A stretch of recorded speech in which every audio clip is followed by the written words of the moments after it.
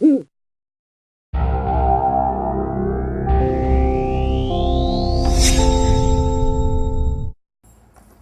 es un objeto también que encontré en los últimos tiempos. Se pone en la corriente y con estos pequeños aditamentos es capaz de reanimar una batería de reloj no recargable. Sobre todo lo usan las personas que tienen aparatos de los sordos, ¿no? Las personas que tienen problemas acústicos. Y estos aparatos necesitan baterías constantemente, entonces la gente le hace este tipo de objetos para ellos, ¿no? Para que puedan recargar todo el tiempo las baterías. Este tipo de objetos son los que me inspiraron a escribir el texto sobre desobediencia tecnológica.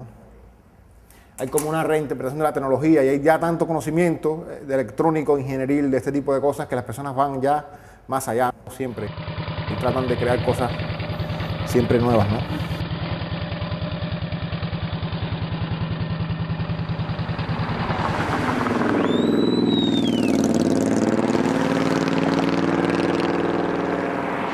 Te hablo de un fenómeno bien complejo que tiene muchos matices, muchos antecedentes. Hay siempre improvisación, hay invención o reinvención, hay reparación. Hay como muchos factores, ¿no? Muchos procesos que tú puedes encontrar o extraer de este tipo de objetos. Por ejemplo, de los años 60, cuando los americanos salen de Cuba y se llevan con ellos todos los ingenieros, Fidel empujó a que la gente aprendiera a trabajar con las máquinas y aparecieron montones de personas para que repararan. Se llamó el movimiento Asociación Nacional de Innovadores y Racionalizadores.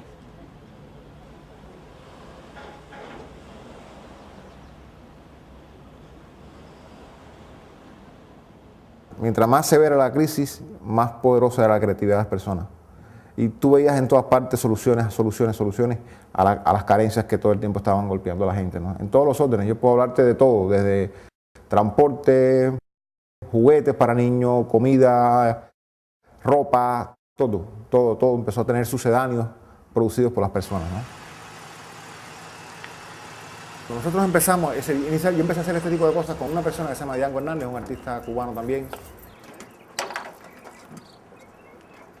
Empezamos a colectar este tipo de objetos por la ciudad en los años 94, posiblemente 95, que fue el momento en que esto se hizo visible de alguna manera. Cuando yo salgo de la escuela de diseño, el Estado ya no podía seguir manteniendo a las personas, las tiendas estaban completamente vacías. Había como una economía que estaba empezando a girar alrededor de este tipo de producciones. Y entonces nosotros salíamos de la escuela de diseño en ese momento, habíamos estudiado los dos diseño industrial, y empezamos a darnos cuenta que no teníamos trabajo. El país estaba parado, no había industria, no había nada, ¿no? Y empezamos a colectar inicialmente este tipo de objetos. Y ya desde ese momento yo no he parado de trabajar en este tipo de objetos, bueno, hasta el día de hoy, ¿no?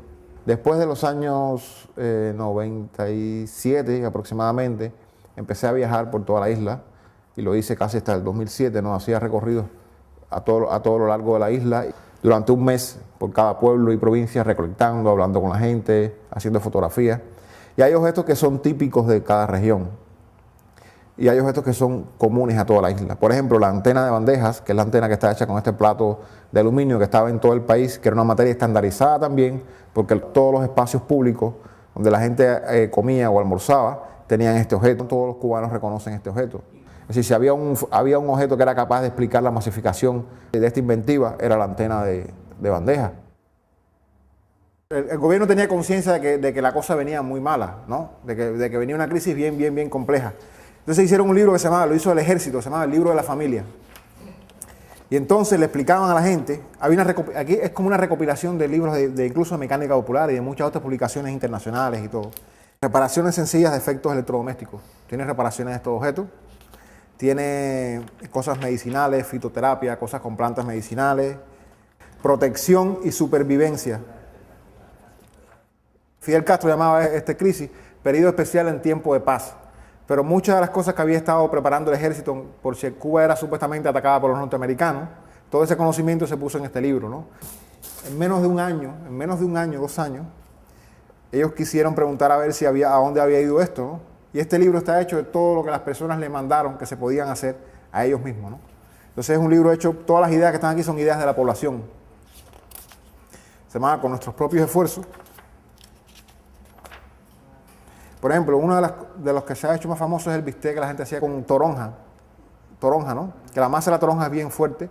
Las personas cogían, le quitaban la cosa amarga que tiene la toronja y lo adobaban, le echaban ajo, cebolla, diferentes cosas, limón, y entonces lo freían y lo comían como si fuera bistec, pero al final era la masa. Hasta los años 80 y 90 existían objetos muy estándar en la ciudad, en todo el país. La lavadora específicamente estaba en todas partes, en todas las casas, la podías ver en donde quiera. La transformación más importante sobre este objeto era que se cortaba la mitad del objeto. ¿Por qué? Porque la parte de la secadora se rompía.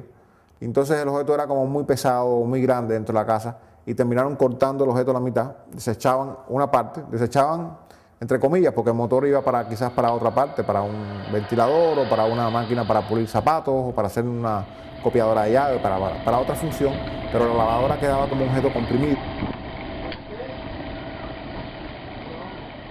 Si las personas complejizan, van más allá de las posibilidades reales que le da el objeto y tratan de superar incluso las limitaciones que el objeto impone. Yo siempre he hablado de esto, de que este tipo de cosas a la misma vez le impone a la persona un límite, le impone una limitación, porque ya viene con un código establecido tecnológico y no satisface casi siempre todas sus necesidades, y él logra superar a veces esas necesidades, él logra rebasar las cualidades del objeto, ¿no?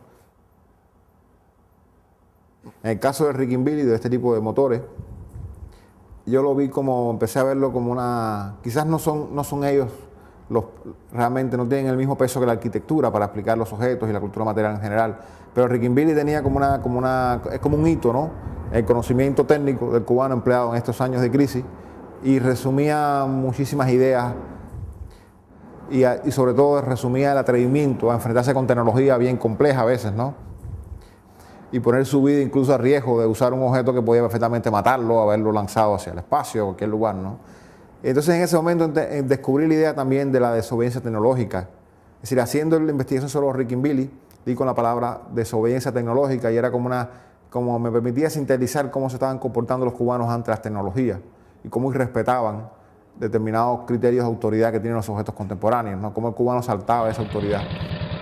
Yo siempre hablo de la imagen, yo la imagen que pongo es que de tanto como el cirujano, que de tanto abrir los cuerpos, se hace insensible a la sangre, al olor de la sangre, a las vísceras, al cubano le pasa igual. Después que abre un ventilador, ya él está acostumbrado a ver todo por dentro, todo desarmado, todo así, que todos los signos que hacen de un objeto, una unidad, una entidad única, un concepto único, para el cubano no existe. El cubano completamente violenta ese tipo de cosas, ¿no? Las personas estaban tan empujados en la crisis, se sentían tan apretados, es como un animal, ¿no? Es como un animal que está encerrado, sin comida, entonces es capaz de saltar cualquier tipo de barrera, de límites, ¿no? Y de esa manera rompe todos los límites estéticos, legales, económicos, y esa liberación es una liberación moral.